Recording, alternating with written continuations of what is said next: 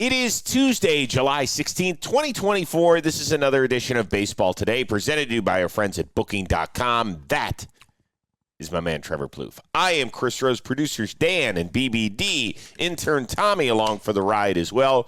Continue to come your way from the Corona MLB All-Star John Boy Media House here in Arlington, Texas. Let's hear how that voice is after you spent, I don't know, about 7 or 8 hours after the Derby out. I don't know what you're talking about. I sound great. You do. I sound great today. I feel great today. Yes, did I go out last night and chop it up with some of these big leaguers? Yes, you did. Me and Joe's McFly made it around at some of the parties. But no, man, I'm so happy to be here. We always talk about All-Star Week being one of our favorite weeks of the year. Totally. It has not disappointed so far. It has not. We'll cover everything about tonight's game, last night's Derby, maybe a little singing thrown in as well. But we start off with the tip of the cap. And I actually think that FS1 does a really good job. They've got, Kevin Burkhardt and Poppy and A-Rod and Derek Jeter all there on the set, even when they're not doing an event that particular night, right? ESPN had the Home Run Derby, but they were there to share the wealth about all of the All-Stars that are here. And there was a really touching moment when Ellie De La Cruz hit the set. But I grew up as a Jeter fan. Nice. He was my favorite player growing up. Thank you. I appreciate that. Thank you. It's a pleasure to meet you. You too, my amigo. I mean, Ellie just continues to endear himself to all baseball fans. It is a pleasure to meet you as he sticks out his hand. You think David Ortiz was pissed? I always think about that. Like, Jeter gets so much love because, for good reasons. He's on the Yankees, won a lot, charismatic guy, plays shortstop. All the guys around him are like, what about me, bro? Yeah. That's how they're feeling. By the way, that was such a cool moment. I wish it had gone on a little bit more. Like, right? Jeter wanted to make it a left turn. I know he's uncomfortable with stuff like that. It certainly sounds like, but that's just so cool. We had heard it a few weeks ago when Ellie played in the Bronx for the first time. He's like, I grew up a Jeter fan. Hopefully I can meet him. And there it happened. It was really, really neat. All right, once again, we're going to get into Tuesday night's All-Star game momentarily. But let's start off with the Home Run Derby. It came down to one final swing with Bobby Witt Jr. at the dish. Oh, he swung. Got to go. Get legs. Get legs. Oh, no. Teoscar Hernandez is your 2024 T-Mobile Home Run Derby champ. It was up there forever and came up just short. So first of all, congratulations. Out of our little hat, you drew the number 8, so you didn't even get to pick anybody. You had to deal with whomever was left over. You got Teoscar Hernandez. So just like a Southern California guy is the Home Run Derby champ, a Southern California guy is the champ of the house. Honestly, I thought some of the big guys were going to win yesterday, whether that was Marcell Ozuna. I thought Adelise had a really good shot. Yeah, me too. And then when you started seeing Bobby Witt swing the bat and just how smooth it was, I was like, that's the guy. But Teoscar just held him off. And you know what? He looked great last night. And it becomes a stamina game. Like, there was a lot of swings last night. I know, it's BP. It's not that big of a deal. When you're swinging like those guys are swinging, because they're not swinging easy. I think at the beginning they start to swing easy. And then as soon as they don't hit a few homers, they hit a few line drives, they're like, oh, I better beef it up a little bit. By the time it was all said and done, how many swings did they get? Almost a couple hundred. Oh, it was a couple hundred. Yeah, so. But where you're swinging for the fence every time. Every time, and it's like one after another because the 2 minutes or the 3 minutes they had for those pitches, we saw a couple guys not even use all of their pitches. So the timing had to be right. It had to be at a pretty efficient pace there. And Teoscar just figured it out. Was that dramatic ending enough to save what was kind of a meh Home Run Derby?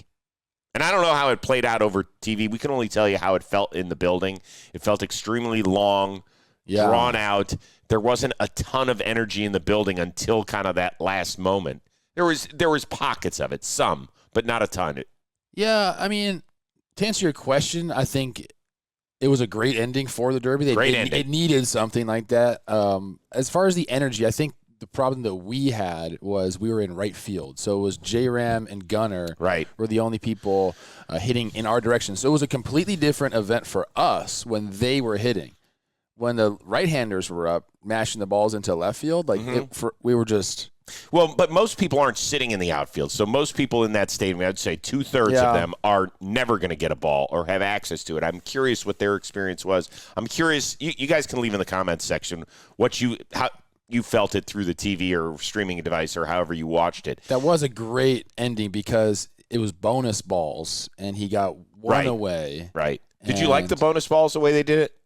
Yeah, I thought it was good because it gives everyone a chance. I was just confused because I'm sure they explained it on TV. We never understood why some guys got 3 and some guys got 4. I think if you hit one over 420 in the bonus round, you got an extra one. But the thing to me is those balls are like different. They're not white. I know. They look like they broke half the time, by the way, with the way they were spinning and I don't know how those guys see it. If it was hard for you, it was impossible for me. All right, one other quick thing. Other than get bigger names into this thing, how do we spice it up? Because it feels like it's kind of just been here at best the last couple of years.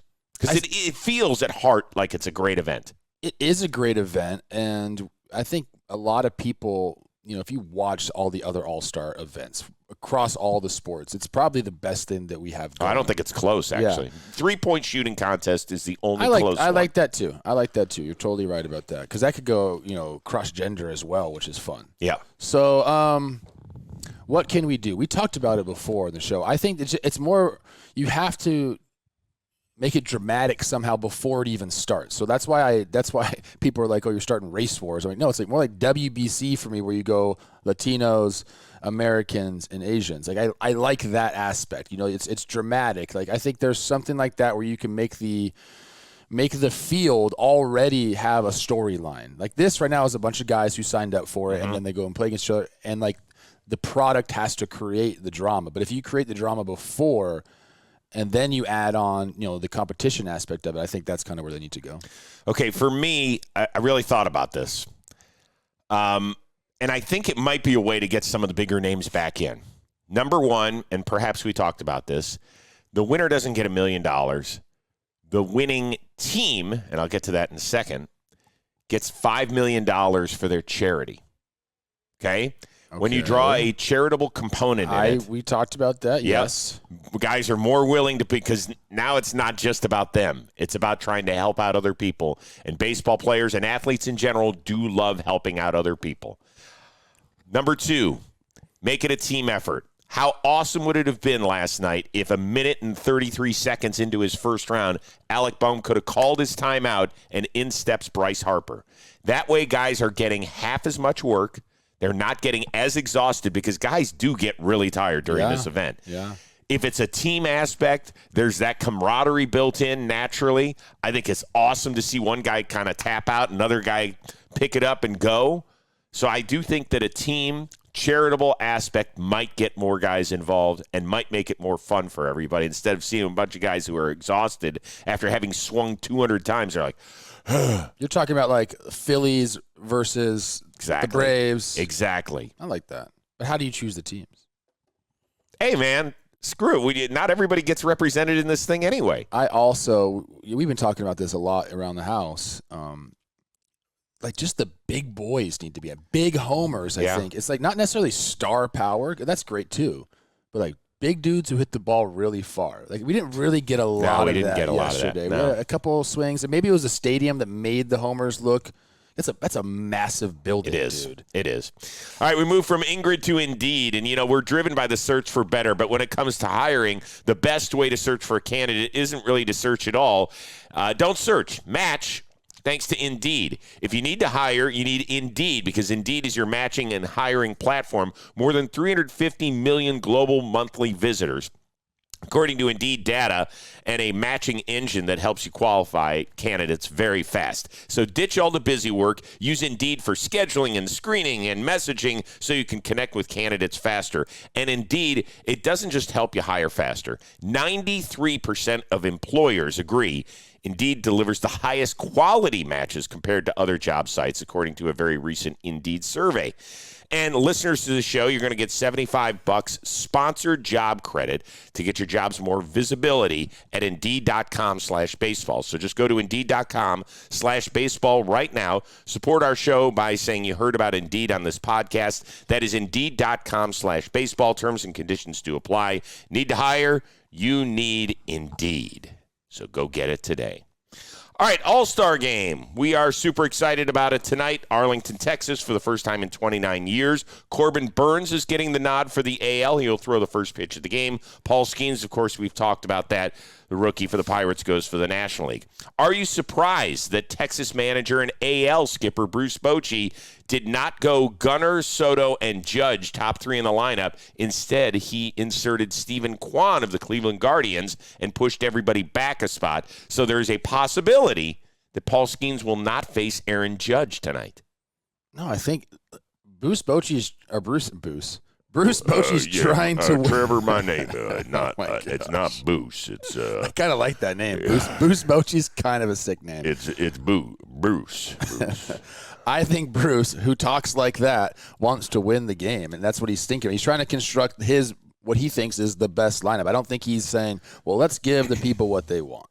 Stephen Kwan is like a great bona fide leadoff hitter in Bruce Bochy's mind. He wants him to get on base, bat to ball skills against a guy like Paul Skenes. I think that is a storyline to start off the game. You got one of the best bat to ball guys against one of the swing and miss guys. I think he wants people on base. He wants Kwan to get on base to make Skenes feel uncomfortable against then Gunnar, Soto, and Judge. I think he's thinking about this purely as tactical, not as like, hey, let's give the kids what they want. And because he didn't think that way, he made a mistake. I am the biggest Stephen Kwan supporter there is. I love the way he plays. I'm excited every time he's up at the dish. I know I'm going to get a huge big league at bat out of him. And who knows, he might rip one. Like Paul Skenes has been susceptible. You've gone against your guys twice. I have not. Jose Ramirez yesterday, and now Stephen Kwan. And you know what, Cleveland? I'd be asking some questions. I wouldn't. Because Stephen Kwan was even surprised. Do you know that he wasn't told that he was hitting first by Bruce Bochy? He found out in his family group text. Somebody said, yo, man, good luck against Skenes. He's like, what? I'm not hitting 8th or 9th? They're like, no, you're hitting first. We all wanted to see. Isn't he leading the league in batting average? Yes, he is. Okay, then what are we talking about here? We're talking about making sure, because Stephen Kwan, as great as he's been, with a 360 average this year, or 352, I guess it's down to now. As great as he's been, he doesn't get on half the time. So we need to make sure. What's the one at bat you want to see tonight? Honestly, I think it might be Skenes Gunnar. More than Skenes Aaron Judge? I think Skenes is going to blow it by Judge if he faces him. Great. Don't you want to see that? I don't know. I think I like Skenes Gunnar. That's like my favorite matchup of the night. Then you are a very small percentage. I should take that back. I think it's either Gunnar or Soto. I'd rather watch Skenes Soto than Skenes Judge. Judge can swing and miss a lot. Great. Don't you want to see that against one? He's probably going to get up to 102, 103 tonight with the adrenaline. What is, like, look, I love Judge. I'm not trying to take away from Judge, but we're talking about Juan Soto right in front of him. What's the difference in those two guys? Juan Soto is a better bat-to-ball guy, a better at-bat.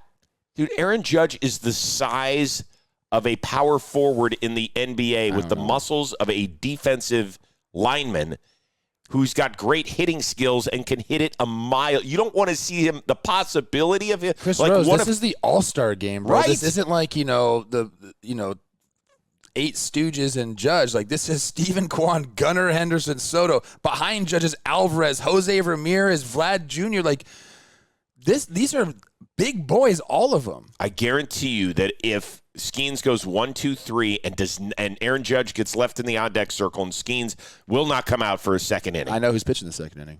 You do? I do. Oh, you found out last night. I did. I talked to him and took a pick. Wow. Oh, that's adorable. It's Max Fried. You're breaking news? I don't know. Is that? Yeah, he's pitching second. Wow. Yeah. That's a great 72 hours for him. He wasn't even on the team until this weekend. So he might face Judge. Great, and that's a cool matchup. Oh my God. If you could handpick one matchup to see tonight, I don't even think this is close. I think obviously Judge is in the discussion, but you're acting like Juan Soto and Gunnar Henderson are not fun matchups. They are, and I want to see them as well. But if you are left wondering I wonder what it would look like if Paul Skenes faced Aaron Judge. Hey, Stephen Kwan, get on base. Yeah, good. Juan Soto, get on base. Right, and hopefully we're not having this discussion tomorrow. Okay. But if it goes 1, 2, 3. What if Skenes is run it back, one more out? Great. How fun would that be? That would be if incredible. He just didn't leave the mound, and he's like, let's go, big boy. Ultimate respect. Or you know what? American League gets 4 outs this inning. He comes out Send there. him up, too. I'll kick his ass, too. How about this? First 2 guys, 6 pitches, 2 Ks. Juan Soto, he goes, Oh, walk him. I want him. Okay, Let's even go. better. Let's go, Paul Skenes. Now you're on to stuff, see? Because you do want to see that. Because you do want to see that. All right, what is the thing you're most looking forward tonight other than the Skenes versus the top 3 matchup? Okay, I don't know if people are going to like this. I want to see Elliot the Cruz get on base. Yes. And I just want to he's going to steal.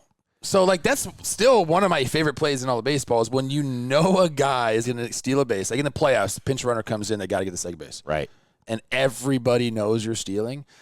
I want to see it happen. So, number one, Torey Lovello, who's a great baseball guy and gets the entertainment aspect of this sport, in my opinion, he has to insert him as a pinch runner. If he's going to start the next inning at a shortstop, he has to come in. I like the that. The first thing we see is he has to be on base because there's no guarantee he'll get there tonight when he hits. Okay? We need to be on the committee. Totally.